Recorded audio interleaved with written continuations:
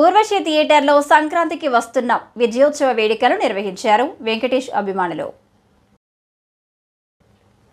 జనవరి 14 సంక్రాంతికి విడుదలై అఖండ విజయాన్ని అందుకొని కేవలం 30 రోజుల్లో 300 కోట్ల వసూలు చేసిన విక్టరీ వెంకటేష్ నటించిన సంక్రాంతికి వస్తున్న సినిమా వేడుకలను అభిమానులు ఇక్కడి ఊర్వశి థియేటర్లో బుధవారం సాయంత్రం ఘనంగా నిర్వహించారు.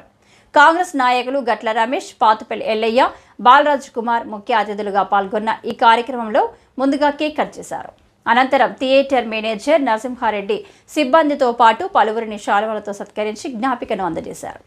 ఈ సందర్భంగా పలువురు వక్తలు మాట్లాడుతూ మొదటి నుంచే హీరో వెంకటేష్ అంటే కుటుంబ కథా చిత్రాలకు కేర్ ఆఫ్ అడ్రస్ అని, ఆయన నటించిన చిత్రం తెలుగు సినీ చరిత్రలోనే ఇంత పెద్దగా వసూలు చేయడం గొప్ప విషయమని కొనియాడారు.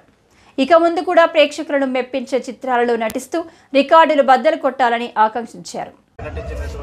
సంక్రాంతికి వస్తున్న చిత్రం 30 రోజుల సందర్భంగా 300 కోట్లు కలెక్షన్స్ ఆంధ్ర తెలంగాణ 2 స్టేట్లలో 300 కోట్లు వసూలు సునామీ సృష్టించింది.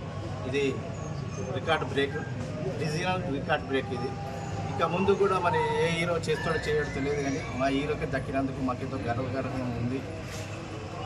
ఇలాంటి చిత్రాలు ఇంకా మా హీరో విక్టరీ వెంకటేష్ ముందు ఇంకా రికార్డులు సృష్టించాలని కోరుకుంటూ ఈ అవకాశం ఇచ్చినటువంటి మా థియేటర్ మేనేజర్ గారికి, తమ్ముడు రాజేందర్ గారికి, ఆల్ ఫ్యాన్స్ అసోసియేషన్ అందరికీ పేరు పేరున కృతజ్ఞతలు తెలియజేసుకుంటాం.